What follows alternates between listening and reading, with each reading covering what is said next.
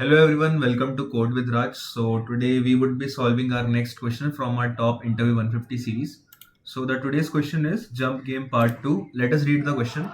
You are given a zero indexed array of nums of length and you are initially positioned at 0. Each element nums of I represent the maximum length of forward jump from index I. In other words, if you are at index I, you can jump to any index I plus j where 0 greater than j nums I, okay, and I plus j is less than n, okay. So we need to return the number of jumps to reach the index n minus 1. The test cases are generated so you can reach index n minus 1. So basically they are saying, if you have seen my earlier part, there were several cases where we couldn't jump sometimes. It was there, but this case we are having that we could jump we could jump till n minus 1 index and we would complete all the test cases. So we need to think of an algorithm such that we are able to jump from starting till the end point. So like, what is the approach that you could think of? First of all, like, one thing that we could think of in a very simple fashion is that let's take on to the first example only, 2 3 1 1 4.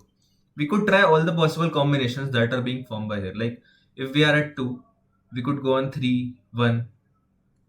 So we have two cases. So if suppose we are like f of index comma, so from f of 0 comma 0, the first index tells us the current index where we are, and the second parameter tells us the number of jumps. So if we take one jump, where we can go, we can go to index 1 and our jumps will become 1, and we can go to index 2 and our jumps will be still be 1. Now from 3, where can we go? We could go to 1 1 4. So either we could go to second index with with two jumps, either we could go to third index with two jumps, and either we could go to n minus 1th index, so f of 4 comma 2, and at last when we reach the final index we would just return the jumps. So we need to minimize the number of jumps, so while returning we would return minimum of all the jumps. So by this we could return our answer. But what is the problem with this solution? So this is a recursion, so it would take an exponential time complexity, like big of n per n, because these numbers could be very huge in the worst case. So this is a very bad solution, and we need to optimize in order to make this solution submit. Or if interview you give this solution, they will ask you to optimize it to a better solution. So we know that from recursion we could convert it into a TP since there are two parameters. So our improved time complexity will only be big of n square, not better than that. So we need to think of an approach such that we are able to solve in less than big of n square. So what is less than big of n square? Probably big of n or n log n. So let us try thinking in some way so that we could solve in this fashion only. Okay, so let us again come back to the first example, 2 3 1 1 4.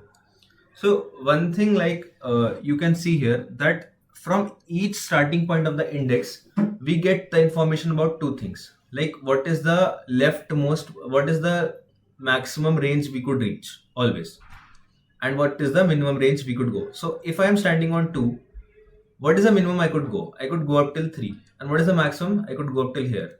So let us keep track of range for once. So at starting we will have L equal to 0 and R equal to 0. Okay, so after the first iteration, where we could go? So see a pattern, like if we would move after the first iteration, our L will go exactly after the R. So, and we have a variable far. So what is the farthest we could go? The current index I plus the value at I. So it will be 2 plus 0, which would point here. So R will become here and L will be previous R plus 1 here. So our current range is this. Now we would try to go and scan the current range. So we need to do this until our R reaches this position. If we are able to successfully reach this position, then we would just return the number of jumps that we have done. So currently we did one jump and we reached till here. Now we will start for this L till this R and we will see. Now if we use this 3, we could go till here, till here and add till last.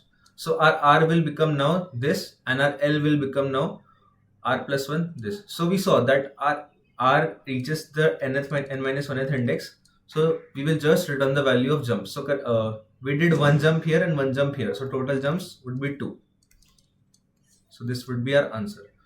I think if I explain the solution in the code editor, you would understand it better. Uh, Let us take the second example also. 2 3 0 1 4. So from 2, where we could reach the farthest, we could reach till here, and minimum till here. Now 3 and 0. From 3, where could we reach the farthest? 1 2 3. So we reached, again our R went here and our L will come here. So again you saw that in 2 jumps only we reached the end value. So uh, yeah, so here also the answer is 2. So let us code the solution in the code editor.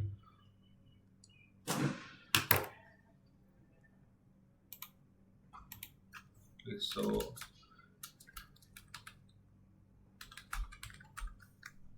this is the size of the array, and let's make our variable L0, R0, and a far variable. Far is equals to 0. Okay, or yeah. And then we could run a loop because we want R to be less than equal to n minus 1. As it reaches n minus 1, we just need to break.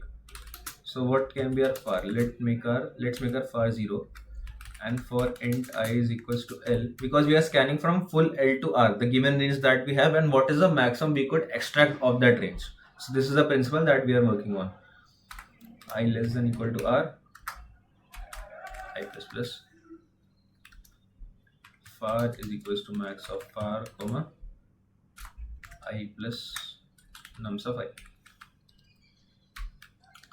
And in each iteration we are doing jumps plus plus, because basically we are caring about we are like taking care of the range that we are having. So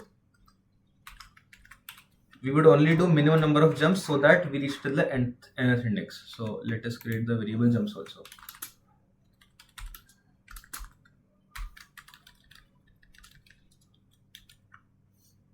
And at last we would just return the value of jumps, return jumps. Okay, I think this should work fine. Let us try to once run this on sample test cases.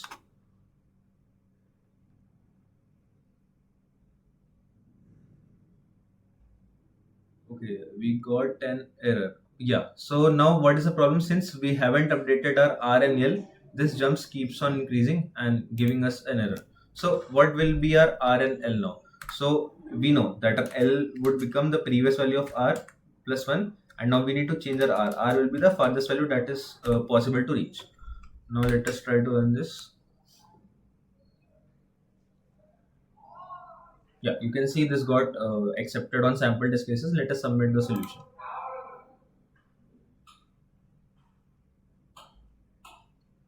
So a solution got accepted. And so let us discuss about the time complexity and the space complexity. Since we are doing this solution in one pass only, at the worst case, if the array is having whole ones, then only the solution will take big of n time. Otherwise it can mostly, this is the maximum time which it could take. Otherwise it would mostly operate in less than big of n time only. And since for space we are not using any extra elements, so big of 1 extra space.